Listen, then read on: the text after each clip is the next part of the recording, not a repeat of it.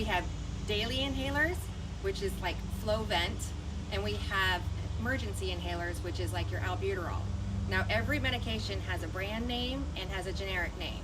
The generic name for the emergency inhaler is albuterol. And albuterol typically comes in a red container, typically. However, some other ones don't. And I'm going to have zoom in to show you right there. It'll say Pro Air albuterol. So that's where you're going to find your name of your medication.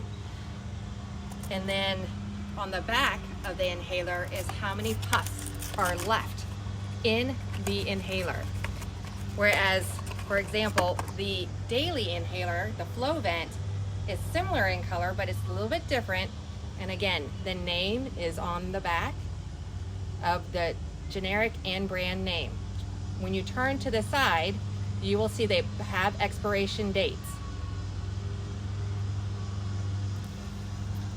So for pediatric populations, for students, it is recommended that you get a chamber to use for the inhaler. And how you would use it is there are different color chambers for the size in which your kid has. And the older kids then would not necessarily have a nose mouthpiece, but you'll see in another picture one that has just a mouthpiece.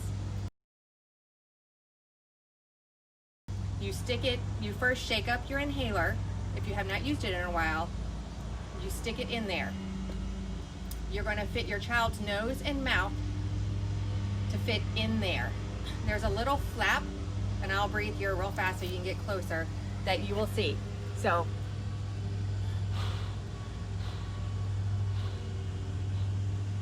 you'll see that little flap move back and forth, and that's how you know that they are getting what they need. So when doing it in a chamber, you're going to press down, and you can see that the medication goes into the chamber. When it first comes out of the inhaler, it is in droplet form. It's heavy duty droplets. So this chamber is going to contain those droplets, turn it into the aerosol form, and then your child can then breathe in and it goes into the lungs.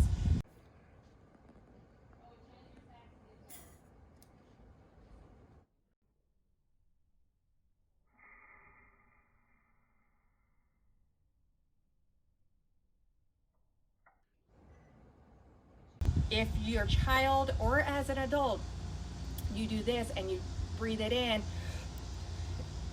a lot of it is, like I said, droplet form, and it can go into your stomach and not into your lungs.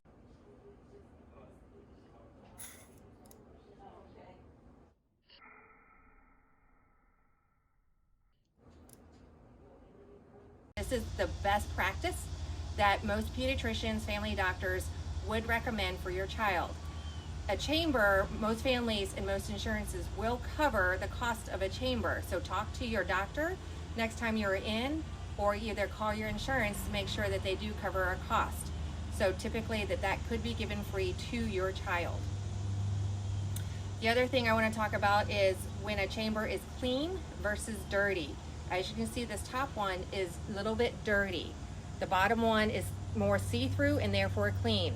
And what happens is over time, if you don't clean out the chamber, it creates this little dust around it. And so when the medication then gets squirted into the chamber, the medication will start to stick to the sides rather than going into where it needs to go. So when cleaning a chamber, all you do is you can untwist, and this part also comes off. And you can clean your chamber inside. You can clean your parts, make sure that they are fully dried when putting them back in. And then therefore you have a clean chamber for your child to use and get proper medication.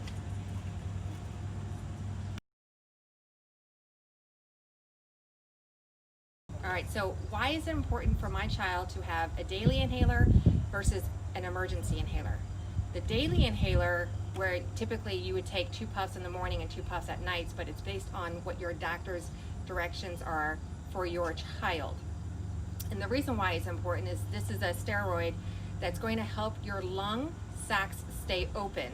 So that way, if your child gets in a bind and starts having breathing issues, the daily inhaler is what helps keeps those lungs open, so that the rescue inhaler, when it goes in, will keep your lungs open for that medication to get in. Not everyone is required to have a daily inhaler, so make sure you just talk to your doctor and find out what's best for your child. However, if your child was given a daily inhaler, please use it every day that the doctor has recommended.